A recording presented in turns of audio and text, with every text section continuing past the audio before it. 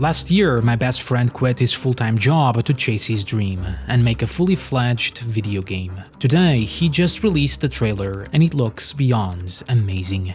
That post was from November 2015. Team Cherry had just dropped the Ferocious Foes trailer. Within days, it reached the front page of Reddit Gaming, pulling thousands of upvotes and carrying the project well beyond its small Kickstarter community. Less than a year later, the trailer had climbed towards 1 million views. And just 1 year after that, Team Cherry would release one of the most beloved indie games of all time, Hollow Knight. But their story doesn't truly begin here, because this isn't a tale of overnight success. It's the story of two unknown developers chasing a dream and a failed game jam. A strange, unpredictable journey that would take them from one of the greatest indie success stories into one of the longest, most meme-fueled waits gaming has ever seen. August 23rd, 2013. It all began with a game jam. Ludum Dare, the oldest of its kind, is a game jam competition where developers are given a theme and just 48 hours to create a game. No massive teams, no big budgets, just creativity under pressure, with the finished games judged by fellow developers. Over the years, Ludum Dare produced more than a few legends. Marcus Notch Pearson first tested his ideas here before creating Minecraft. Sebastian Bernard, better known today from Deep Night Games, became the mind behind Dead Cells, winning the competition not once, not twice, but 3 times. For the 27th edition in August 2013, the theme was titled 10 Seconds. That jam would be won by Andrew Shoedice, who years later became known for the indie hit Tunic. But buried far lower on the list, at entry 126, was something far more important, a tiny game by Team Cherry, titled Hungry Knight. The description read simply, a challenging action game. It's hard, but you can do it. Be brave. It was a top-down Flash prototype where you controlled a cloaked, bug-like knight forced to kill other bugs and collect cherries every 10 seconds, or die. Ratings were mixed, with only graphics and mood standing out, though a few saw promise. Gameplay-wise, it's not terribly deep or fancy, but the animation makes both attacking and dashing so satisfying. This is still lots of fun.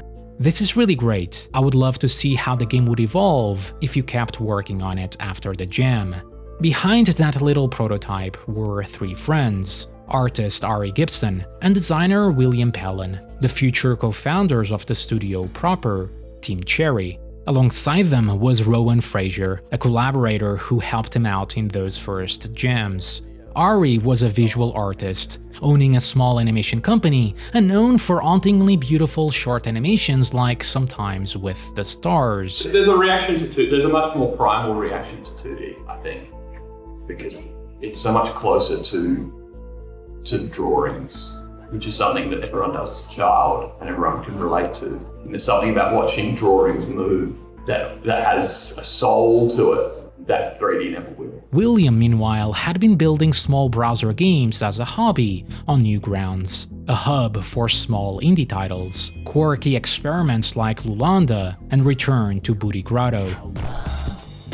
Together, they weren't chasing money or fame, they just wanted to build something fun. And with Hungry Knight, the earliest seeds of what would become Hollow Knight were planted. By April 2014, the team entered another jam. This one had the theme Beneath the Surface. They missed the 48-hour deadline, but the idea stuck. We missed the deadline for the jam, but we kept talking about what sort of game we could make that would fit. We thought of the little insect knight exploring a deep old kingdom beneath the surface of the world, and everything kinda snowballed from there. It was the perfect setup for a Metroidvania adventure, one where the main character wasn't just a silent knight, but a whole decaying maze-like kingdom. Hollow Nest.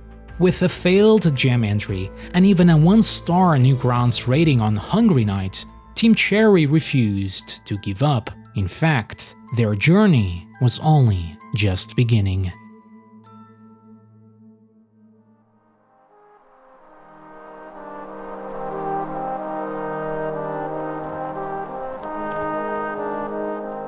On November 15, 2014, Team Cherry finally revealed their dream project to the world. A 36-second teaser, a simple description. What will you find in the dark? Power, wealth, glory, all waits below.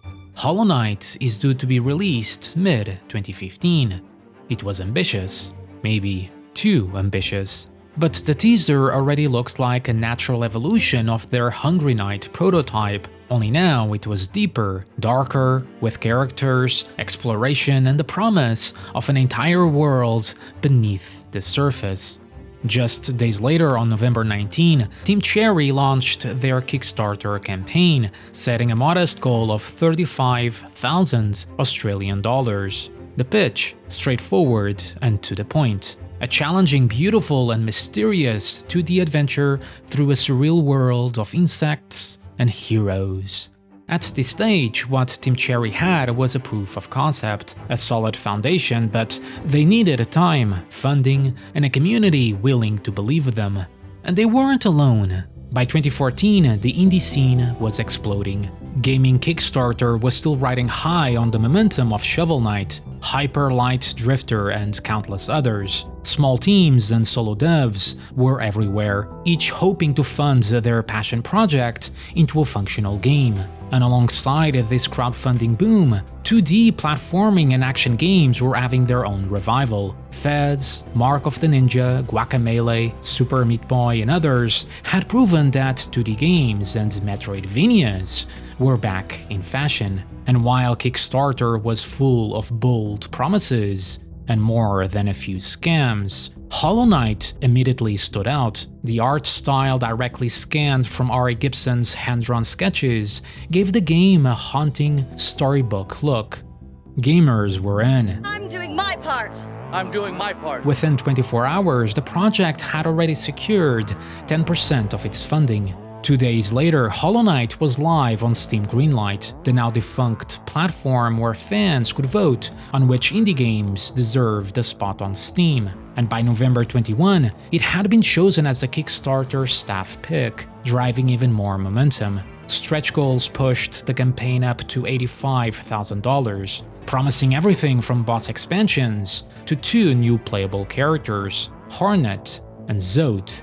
But success wasn't guaranteed. With only 4 days left, Hollow Knight was still short of its target. Failure seemed imminent, yet so close to funding. Alright, cool. So this is just a little like a optional mini-boss partway through the game, so don't even necessarily have to encounter it. And we've reduced his health a little bit now.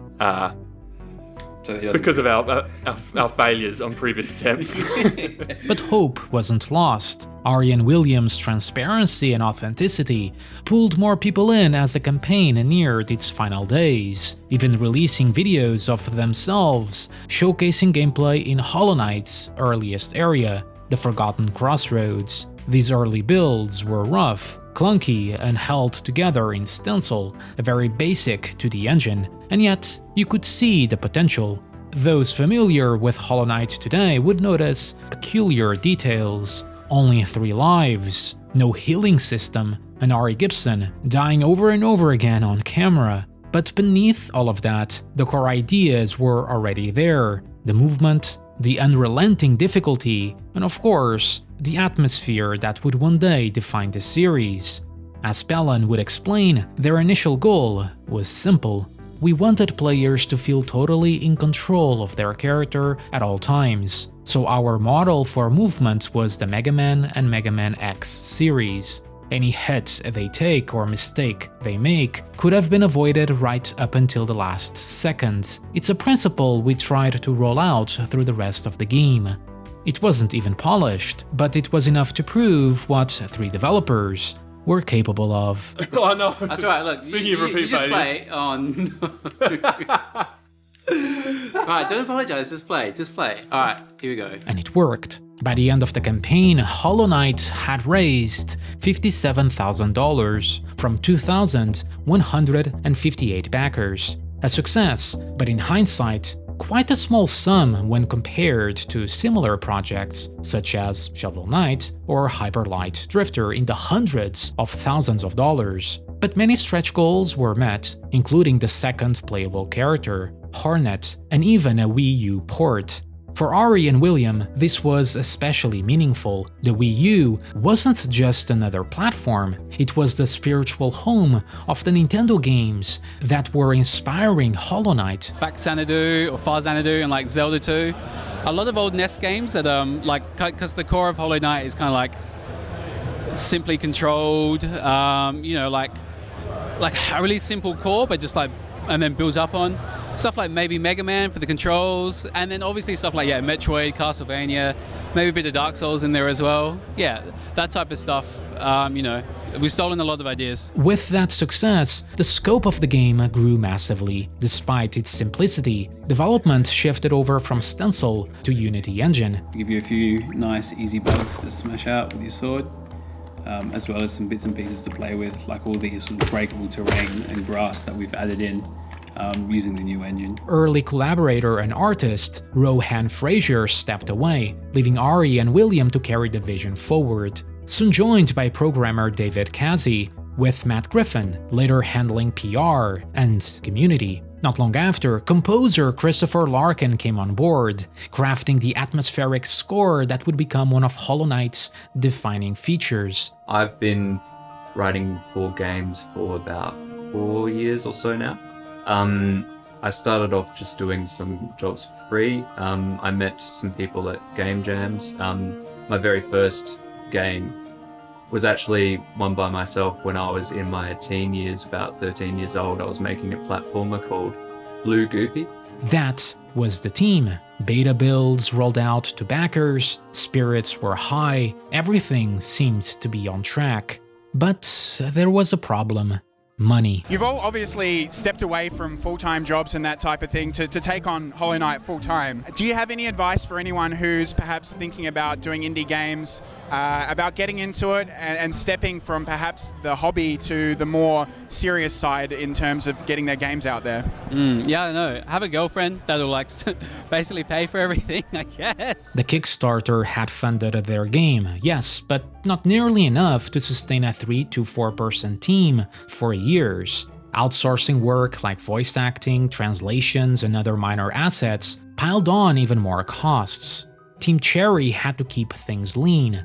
It was indie development at its most scrappy. Ari and William had to live off leftover triangle sandwiches and sheer determination.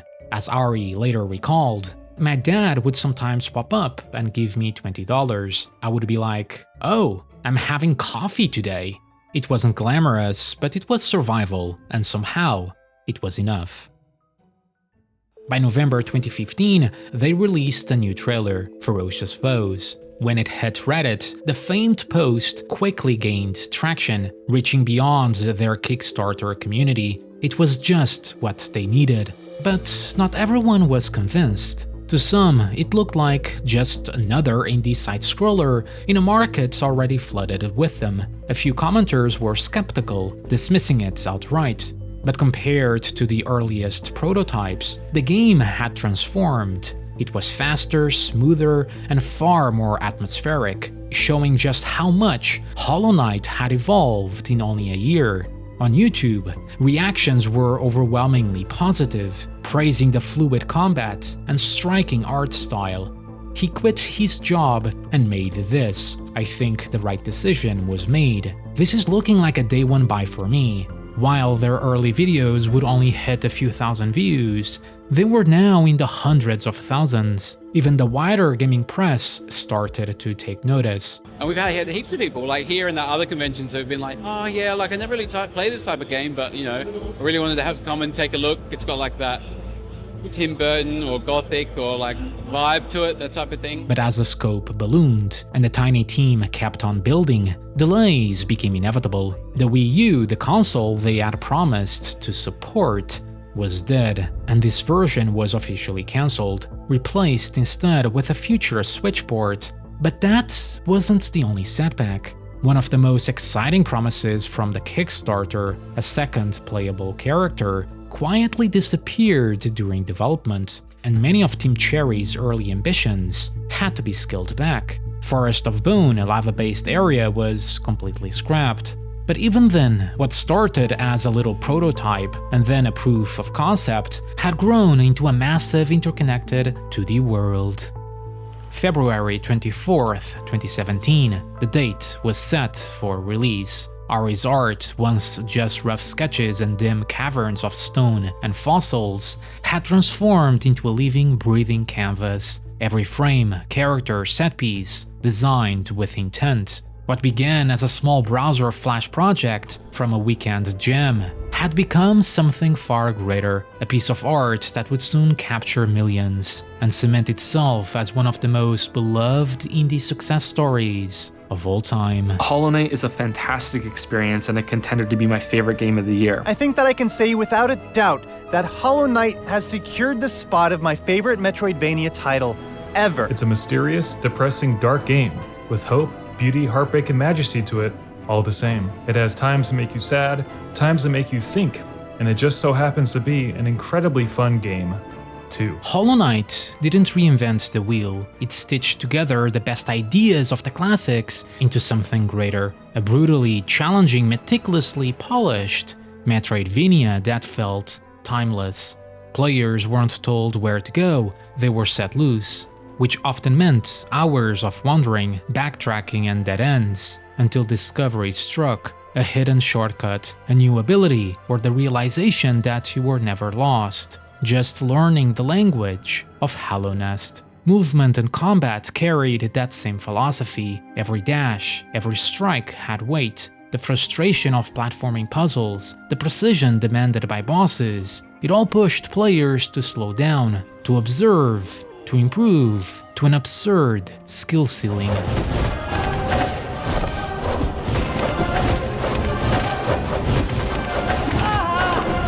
Holy shit. And the world itself told its story in silence, crumbling architecture, forgotten corpses, tiny background details, enough to inspire entire communities to spend hours debating lore and hidden meaning. When it became clear that the Hollow Knight was not able to contain the Radiance, the Pale King resorted to his final plan.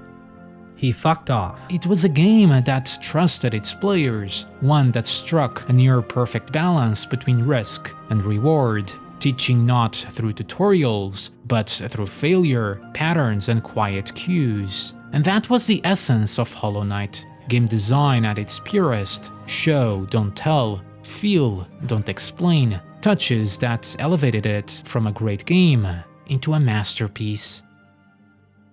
But there was something else that aided in Hollow Knight's popularity. Many of its mechanics, the exploration of its labyrinthine world and oppressive atmosphere, immediately drew comparisons to Dark Souls, gaining a reputation as a 2D Dark Souls. Although not directly inspired by it, despite some conflicting statements. Maybe a bit of Dark Souls in there as well. It tapped into the same inspirations, the classic Metroidvanias, cryptic storytelling, and demanding challenges through show but not tell.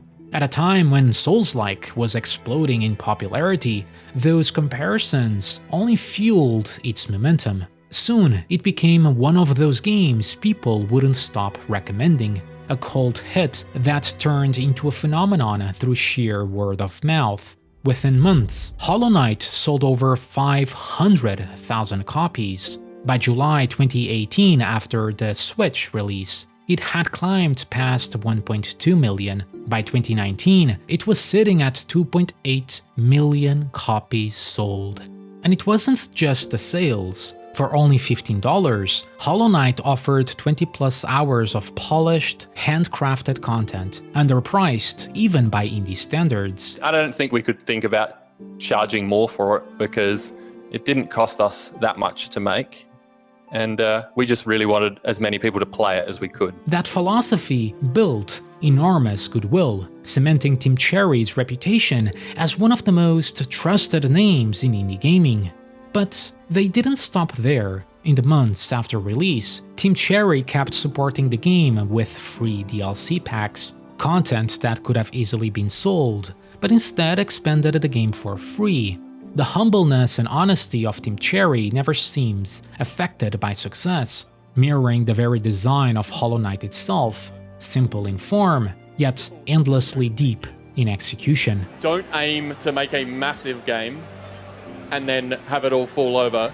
What we did, and we think is successful, is we aim to make a very small game, a small Metroidvania, and then we had enough energy and budget, and we're enjoying it enough to allow it to expand. But at any time, we could have stopped that development, packaged it up, and had a complete game. And financially, the reward was enormous. Even after storefront cuts, Hollow Knight's success had turned Team Cherry into millionaires. Estimates put their revenue above $20 million by 2019, all from a budget of around $50,000.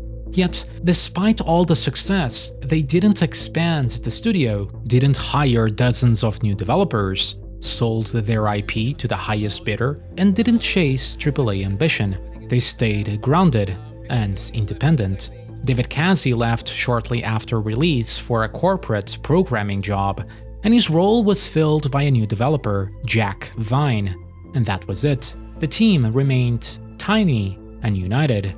Ari and William doubled down in a 2018 interview, making it clear they weren't chasing riches or even growth. Our goal was always to get ourselves into a position where we could just keep making stuff, and we are grateful we have gotten there thanks to everyone's support. Defining success back then was easy. It was just selling enough to be able to make another game. Had we achieved only that, we would have been happy. So they kept going, promising one more expansion, an ambitious DLC featuring the long-lost promise of a second playable character, Silksong.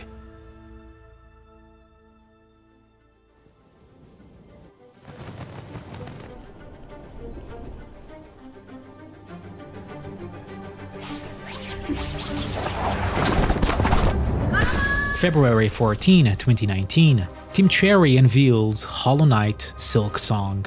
Fans had been expecting a DLC, instead they got a full-blown sequel. Hornet finally playable, a brand new kingdom, Fairloom, over 150 new enemies, a faster, more agile combat system, and in an unheard move, Kickstarter backers would get the sequel for free, despite not being crowdfunded at all. The goodwill couldn't have been higher, the excitement couldn't be bigger. Team Cherry, please take all my money at your earliest possible convenience. EA, the game is a DLC. Team Cherry, the DLC is a new game. That very same day, Ari and William posted a blog video explaining the transition from DLC to sequel and future plans. As we sort of kept going and kicking around ideas, the idea of having Hornet go through an adventure in a whole new kingdom actually seemed like a really fun and interesting idea to us. Way more fun. Yeah, yeah. I mean, it was it's probably the biggest motivation was for us to be able to make a new game and a new world and stuff. Yeah. And also now that it's out there, we can talk a bit more about it as well. So what we'd like to do is, as we go forward, just have some more kind of blog updates and stuff, and we'll show off some bits and pieces as we go through the year. Well, that wasn't entirely true, because soon after, the long, mythical wait began. The next update came on June 25th, 2019, when Nintendo's booth at E3 featured Silksong gameplay, accompanied by a Kickstarter post titled Team Cherry checking in for a long-past due Silksong development update. Hornet's speed and acrobatics were on full display, along with a fiery lava-themed area, cut concepts that had once been part of the original Hollow Knight. So Hollow Knight Silksong is coming soon. Team Cherry are unfortunately not here. They're hard at work in Australia finishing the game, and hopefully we'll have some more updates soon, because this is just a taste and I need the entree now. And we know it's going to be good. Yeah, oh for sure. Hollow Knight was a blast. Yes. But then came December 2019, Team Cherry holiday sign-off, a brief blog post wishing fans well, and then silence. The steady blog posts stopped, their YouTube channel went dark, no more updates. Overnight, Silksong went from being the hottest indie sequel on the horizon to gaming's biggest question mark, a stark contrast to the constant updates of their Kickstarter project, joining the cursed pantheon of Half-Life 3 and Bloodborne 2. Silksong, when is it even real, became the running joke, spamming every Nintendo Direct, every Game Awards, every Xbox and PlayStation showcase. A fan by the name Aurora, the legend himself, even launched a YouTube channel, Daily Silksong News. For over 1,500 consecutive videos, he checked in every day on whether there were any updates. Out of all of those uploads, only 48 actually had news. Today is January 17th, 2021. This is our Aurora, your host for today. There has been no news to report for Silksong today. Reddit descended into madness, inventing silk posting, a mix of copium, news baits, clown memes predicting and hallucinating release dates that never came. And yet, there were breadcrumbs, tiny glimmers in the void. In February 2021, Silksong resurfaced on an Edge magazine cover story. It detailed new mechanics, areas, and Team Cherry's ongoing philosophy. But fans were starving. A year later, in March 2022, another crumb appeared in PC Gamer. Pellen reassured, "We are still working steadily on it, and we are all looking forward to sharing more about it once we get closer to release." June 2022, a miracle. Yeah, boy. A brand new Silksong trailer debuted at the Xbox showcase. Gameplay looked smoother than ever. The trailer racked up over 3 million views. Then came the bombshell. On Twitter, Xbox declared, "Everything you are seeing today is playable over the next 12 months. So you are telling me Silksong is out within the next 12 months? That's exactly what we said. This was it." But 12 months came and went, met only with silence. No Silksong. In May 2023, Team Cherry finally broke the ice. PR manager Matt Griffin clarified on Twitter, "We had plans to release in the first half of 2023, but development is still continuing. We are excited by how much the game is shaping up, and it's gotten quite big, so we want to take the time to make the game as good as we can." And those dreaded words. Expect more details from us once we get closer to release. The copium flowed, next year for sure.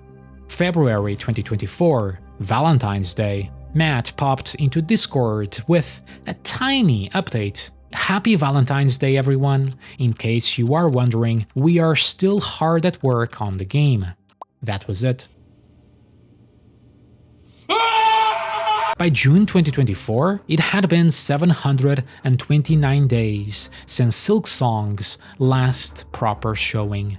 Hope wasn't dead, but insanity had set in. Reddit started evolving. Fans began tracking Team Cherry's Kickstarter logins.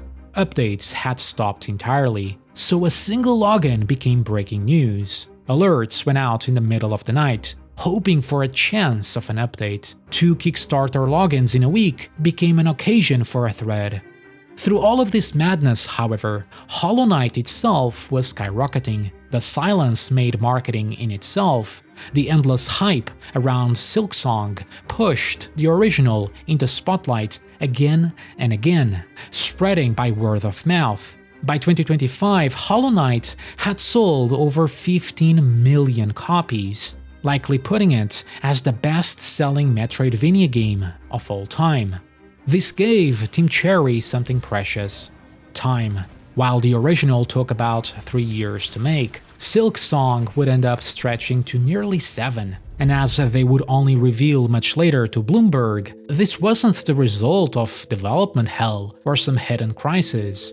"We've been having fun," said Gibson. "This whole thing is just a vehicle for our creativity anyway. It's nice to make fun things. It was always progressing. It's just the case that we are a small team, and games take a lot of time. There wasn't any big controversial moment behind it." Pellen would add, "You are always working on a new idea. New item, new area, new boss.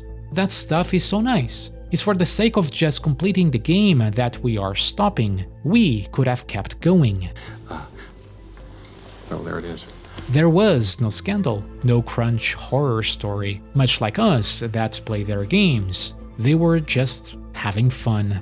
while leftover sandwiches and $20 handouts kept them afloat with Hollow Knight. This time, Team Cherry had the privilege of working at their own pace, a privilege most AAA studios could never dream of. No publishers breathing down their necks, no shareholders demanding deadlines, just the freedom to pour years of care into their art.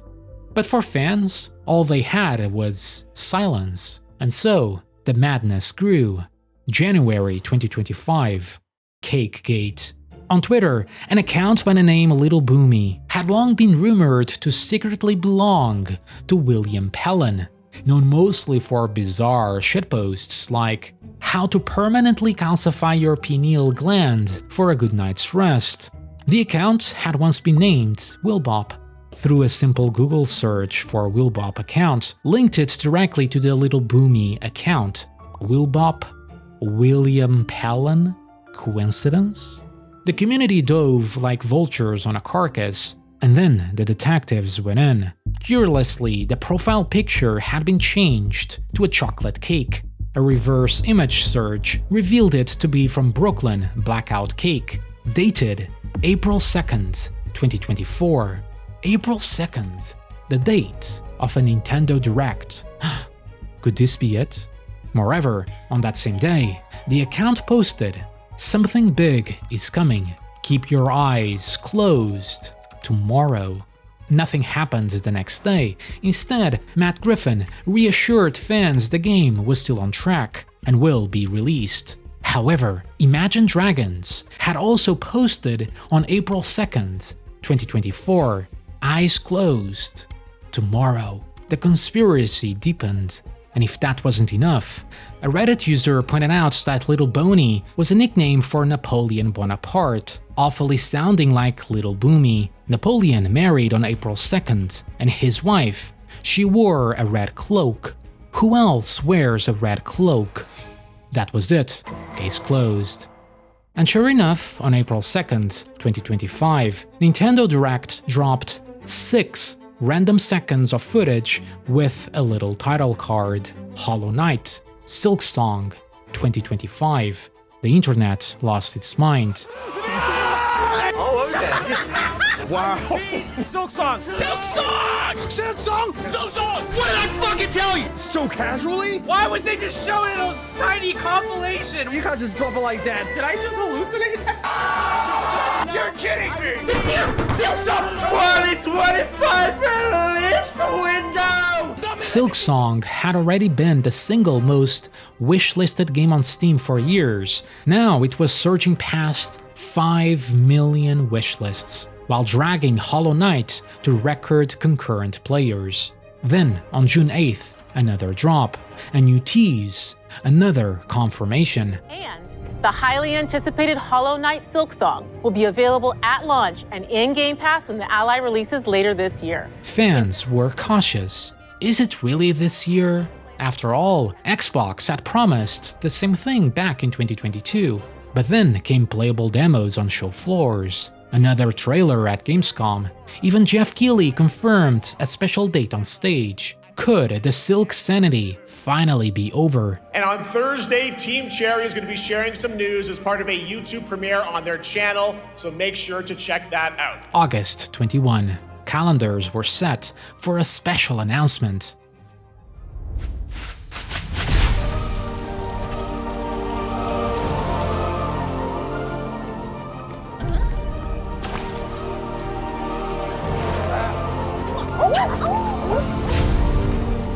And there it was. Finally, gamers were free. The date was locked. September 4th, 2025. It was real. This truly has been our Hollow Knight Silksong. The long watch was done. Daily Silksong news could finally do with a well-earned rest. And much like Team Cherry's silence, the release itself came quietly. No pre-orders, no special editions, just a simple shadow drop at $20, only $5 more than the original. By launch day, chaos erupted, storefronts crashed, Steam, the Nintendo eShop, everything froze as fans scrambled to buy it. Even pirate subreddits told people to skip the torrents and just buy the game. Within days, Silksong shattered expectations, nearly 600,000 concurrent players on Steam alone, with estimates of 5 million copies sold in just a couple of weeks. And the reception? Well, it was Hollow Knight again, only faster, sharper, and far more brutal. The original suddenly felt like a goddamn tutorial. From the early enemies to the game's platforming, Silksong filtered players over and over again.